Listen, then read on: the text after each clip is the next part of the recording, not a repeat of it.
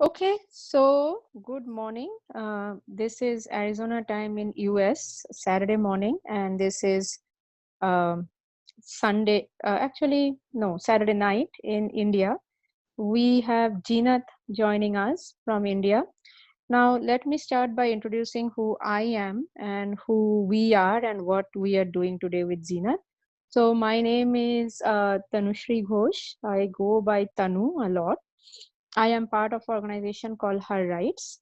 And what we do is we try to work in connecting different segments in which women or men are working towards issues of gender equality. We do that by three ways. In one mission that HerRights has, and you can check us out on our website, which is www.herrights.website, is to partner with several grassroots nonprofits, bring proposals forward to support their effort and also create more connected efforts. The second is what we are doing today, which is bringing through different kind of events and awareness discussions, work that is going on, great work that many people are doing to many parts of the world, which you might not have a window to. And the third is working towards global policies. HerRights believes that there are many sub-segments or sub-verticals in which there are many women's issues, whether we talk about gender-based violence, and the face of gender-based violence differs based on if you're talking India, Colombia, Africa, or US, lack of resources, discrimination. But overall, this is a singular problem statement of women's empowerment. And through that, we believe by building up numbers of empowered women who are connected to each other, and there is a bigger global cohort, there is a bigger global network, we can actually start building numbers, and that is a connected path towards maybe gender parity someday. So I always start by saying this. uh, Gender equality, or why should women be equal, why should there be not a certain group of population who face violence more than the other and should have all opportunities equally. It is not necessarily a social discussion, it's also an economic discussion. There is a lot of data that shows that gender parity is the only way towards a lot of socio-economic problems in the world, and the top 5 problems including sustainability, conflict, and all of those. But quoting United Nations from 2018, no country in the world has successfully achieved gender parity as of then. It is my privilege to introduce today Jinat Rehena Islam. HerRights came across her work. She runs a magazine called Feminism Communication, and I would like to have a conversation with her today to bring to all of you the stories that she features and the great work that she is doing. So welcome, Jinat. Hi. Just tell us a little bit who you are, why you do what you do, and Yes. what is it Yeah. that you do. Actually, I am Jinat Rehena Islam, a teacher by profession, and I am living in India. Actually, a place called Murshidabad. It's in West Bengal, um, and I love to write, and actually, it's now become a passion. And I have a magazine. We have a magazine called Feminism.com. I am the editor of of this mag, and actually we are trying to collect a story of the downtrodden ladies who are living in the different part of the villages, and we meet them physically and ask them to tell their story, and then we collect it and publish it in our magazine. Thank you, Vinat. That's fantastic. So tell me a little bit, how do you travel to these villages? How do you find this woman? How do you reach them just with the logistics? Actually, when I got the service in a village, a semi-village, the name is Raghunath Ganj.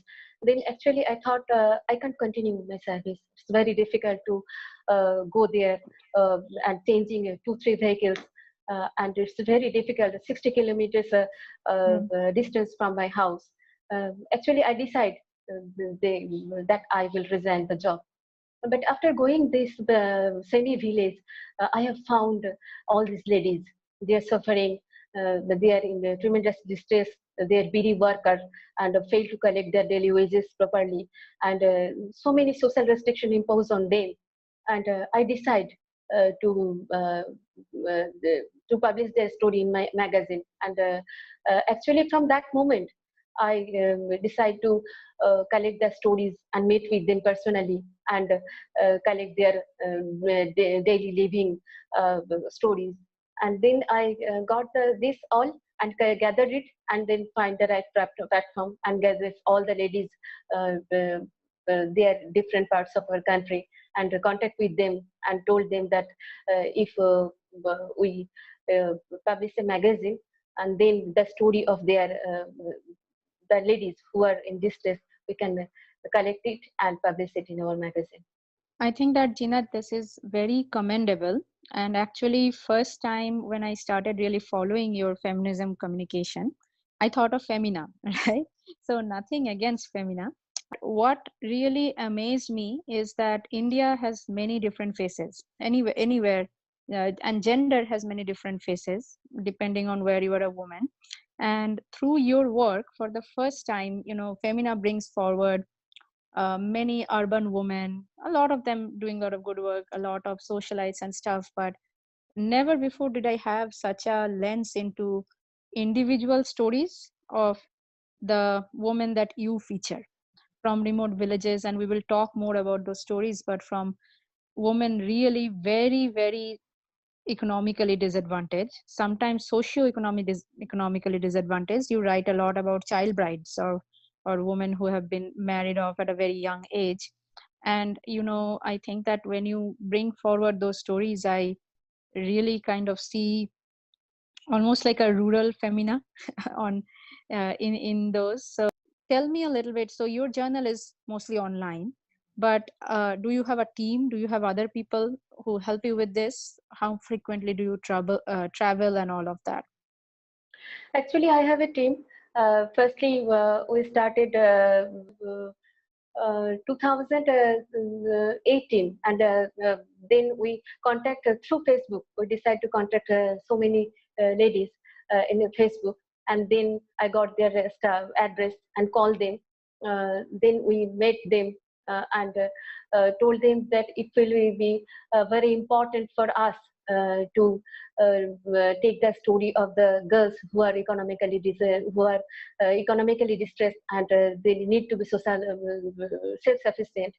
So, 2017, we are 18 in our feminism.com team, and then we day by day the number increases, and then it was 36 member or 40 members now, editing and sub-editing team. Firstly, we published it as a monthly magazine. After that, we changed our decision, and then it's now yearly magazine. So it comes out once a year online, but you also publish regularly the features on Facebook. Now, you said you have a pretty large editing and sub-editing team right now. Uh, how do you guys, are these all volunteers? How do you guys keep these folks, how do you pay these folks? I want to make sure that I bring forward to my audience what a tremendous effort this is, right? So do you get support? Do you get funding? Is it a very low cost operation? How do you do it? No, it's self-funding. It's not online magazine actually. Name is feminism.com, but it was a hard copy. Actually, I have paid 22,000 rupees a month from my pocket, and there is no support.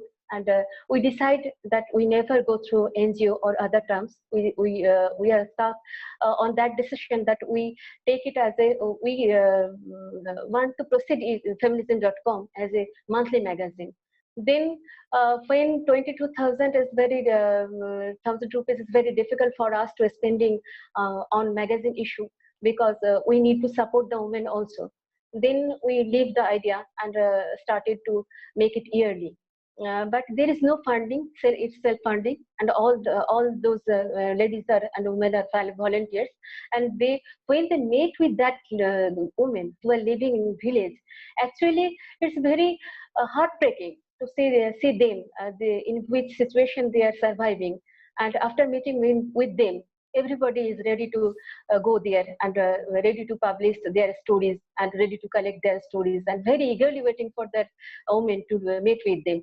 Actually, first I uh, call them in phone and then collecting the story. Then I decide to meet with them physically because it's very important to know the situation of that woman. And then I go physically with my car and meet them in different parts of the village of this district. And then I take their stories and I also decide to help them financially. And not only that, I have found that their stories so inspiring that the other woman is they are so inspired that they're ready to contact with me and ask me and that they want to be self-sufficient. Because wherever we go, we just told them it's not the problem to deal with the social limitation only. Be self-sufficient first and then fight with all the odds which you have faced. And in this way, it was said, and the magazine, and the span of magazine is goes on. Fantastic. I want to make sure that, anyone who is listening gets this. This is very important to emphasize, because I have experienced that working in nonprofit, working in the spaces, it's so important that we recognize the amount of individual efforts go in. I have volunteered for nonprofits. I have seen them. It's not just time. I want to emphasize that people like you, Jinat, and your team, you are not only self-funding out of your pocket this magazine so that the stories come forward, you are publishing a hard copy once a year. You are putting in your time to, along with the job you do as a teacher, to put these things out on the social media, and you are also supporting the women. Right. Now, there is something very interesting you said. You said that you decided early on that you will not take any support or funding from nonprofits. Now, why was that? I'm curious to understand your Actually, perspective. actually, the problem is that it's very difficult to say, but I have to say You can be the as honest. You can be as honest and as controversial as you feel you need. Yeah. Actually, so many NGOs are working in Murshidabad. The condition of women are. I have found that the situation has not been changed in this way. When I was in 12 or 13 years old, I have heard Murshidabad is a pichhe pora jela. It's lagging behind, and still Yeah. I have heard this. So I think nothing has been changed drastically. All the NGOs, the people have lost their faith in some NGOs and their work. So I decided to do it independently. And why should I take it in Facebook? Because I have to collect money for them. I individually or our team can provide all monies to them. So I decide to flash this story in Facebook, and you will be surprised to know that all the 25 women in lockdown, which I have written in my Facebook and also in my blog, they have got, each of them got rupees 2,000 rupees in their account. Because after reading the story, all the honest people who have gone through the story, they decide to support them and ask me the phone number, and I give them, and they called, they rang them, and they collect their account number and they send their money. I think it Yeah. was the best effort which I have been done through my life, because through feminism.com I just inspired the people and told them, please do something. If none Yeah. can help you in your whole life, so do something of your own. I asked them, I give them money for their tailoring shop or their farming or their self-employment ladies. They are suffering from money. I gave my personal, gave money from their personal, from my personal account. But after that, I thought, if I use the social media and tell their stories of their struggle, then she must got some financial support. And I do it and click it. And then all the 25 ladies got 25,000, 2,000 rupees in their account. Not only that, the lady who is making towel, named Mira Mondol, she got 13,000 rupees in her account for her girls' law exam, law semester. So Okay. I was so happy with. Yes, actually, that is commendable. Fantastic. So, just to repeat what Jeanette said, she has been featuring, for those who haven't checked it out yet. you can go onto my profile, you can go on Facebook and you can find her, you can look her up, you can look the stories up. And I will be tweeting this link also, so you can find the stories that way. But she has been featuring these 25 women. These are women who, and we will come to them in a bit in more detail, who have faced tremendous socioeconomic limitation, and their conditions has been further worsened by lockdown. And let me explain why. Yes, because we hear stories of migrant laborers or informal economy or village workers, but I don't connect the dots completely, on why everything getting shut down affects them more than it does us. So, for example, many of them do tailoring work. They get some amount of work commission from shops in the city, or they run malls tailoring centers. They do some handmade goods. When the market shut down and when they have to keep their shops closed, if they're fortunate to have their own or get no orders or anything, they are unable to sustain the rents, and they are unable to sustain the day-to-day earning that they have. I work in US, so I will say that, like I said, all problem statements are very similar across the globe. They just differ in magnitude. This is not very different from what small businesses face in the US when shutdown happens. They have to pay rent, they don't have enough cash reserve to pay their employers, and they still have to keep on paying for their expenses. But what is very different is the amount of cash or the cash reserve or the financial footing these women are dealing with to begin with, much, much less than what we have. So that means that there is no cushion. Even 1 or 2 days of income loss can push these people to the brink of hunger, right? So another thing I would like to mention, HerRights has also been driving a fundraising for feminism communication. We have raised some money. I'll be very transparent about it. We have raised around $1,000. Thank you to all who have donated. We are expecting to give a certain percentage of that to Jinat, the woman featured in Jinat's stories.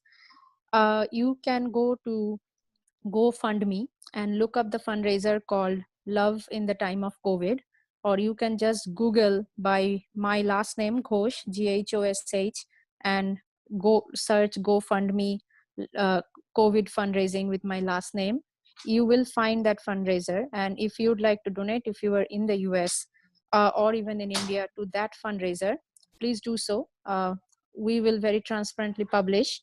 Right now, we are supporting 2 organizations through that fundraiser. One is an organization out of Sundarban called BTS. We have significant populations who have reached out to from there, and we have worked with them for a long time, who have stories very similar to Jinat. And then we are also supporting the women who are featured in the feminism communication. If you want to directly reach out to Jinat, you are in India and you want to donate to her efforts, which when she says that all these 25 women now have 2,000 rupees in their bank account, it means a lot. That amount of cash makes a difference to them, even if it might sound very minimal to some of us. So I think that is a tremendous effort. Now, Jinat, one quick question, which is not possible to not ask under these scenarios. I know that for Sundarban, with the cyclone that happened, our already worst situation has worsened further. There are effects of the cyclone in addition to the COVID lockdown on the women you were featuring? Actually, Maushumi Bishash, the farmer who have been her field is totally devastated by this cyclone, and she suffered a great loss. And I also put these features in my Facebook account. She is actually one of the most educated farmer in our district, Murshidabad. Actually, she completed her first year examination also. MA first year examination, and then her father died, and she was forced to come back in Murshidabad and started plowing in her land. And she is now facing this cyclone after recovering from this lockdown, trying to recover the loss of lockdown, and now she is facing the cyclone. Oh, Chinat, actually, maybe now is the perfect time. What I wanted to do is I wanted to ask you really about, as I go through the stories on your Facebook account, all of them are so inspiring. There are stories of women who have been married off and at a very young age put themselves on feet by pulling them up and their children up by bootstraps, and then had a hit in terms of a family death or a natural calamity, and something was taken away again, right?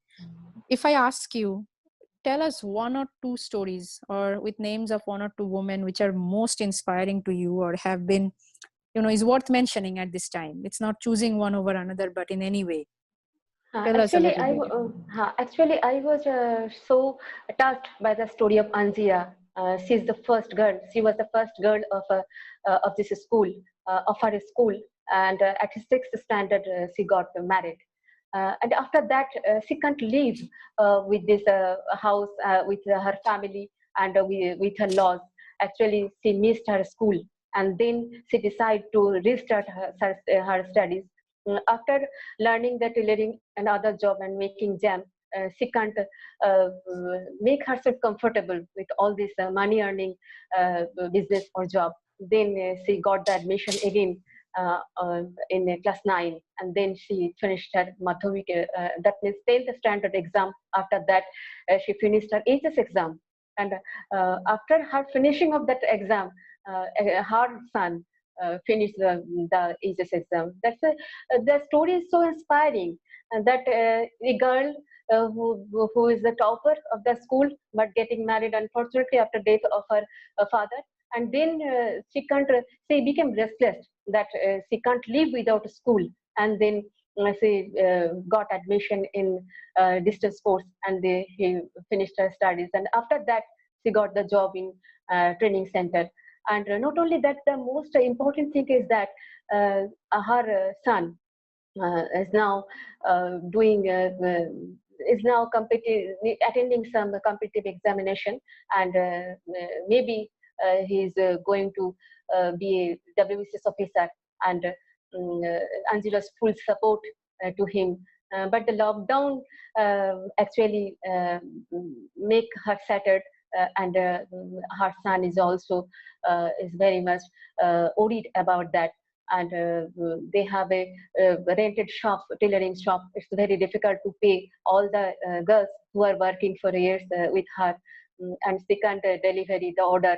And it's important to buy the tailoring materials and finish the job, but it could not happen. And now she's in a condition that she had to mortgage her house also. But to whom should she approach? Actually, she told me, and I have heard it's so heartbreaking that a self-employed woman, educated, and the self-employed woman, her business is running, but still she lost her hope in this lockdown.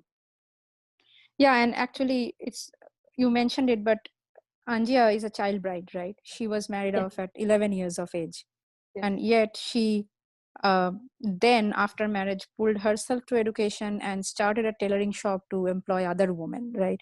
So exactly. yeah, this is one of the things that has inspired me. And I think personally the reason this inspires me so much is because, as I said, why we started HerRights or why we believe in it is because we ultimately believe, irrespective of what has happened to them, they are trying to build other women up.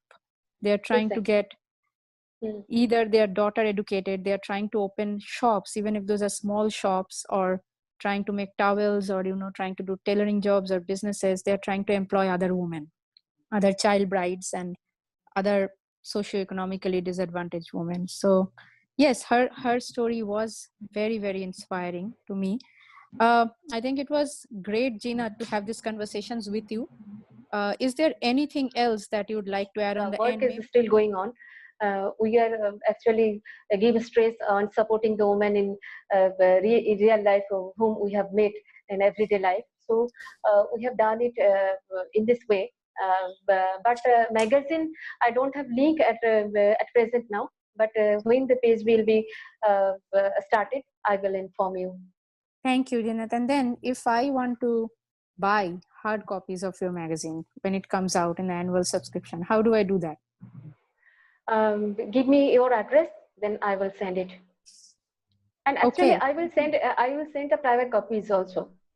Previous Okay. copies also. I can Yes, send you. please do send us. We would like to have them. We would like to share them. We would like to archive them. And Okay. Jinat, it's a privilege to have a chance to talk to you. And thank you to everyone who has listened to this. Request in whatever way you can. You don't necessarily always have to fund money. If you can, obviously that's the most immediate help. But even if you can do anything to make wider spread of these stories possible, do anything to acknowledge the work that Jinat and her team is doing, that will be very, very, very helpful for all of us. So thank you all for listening.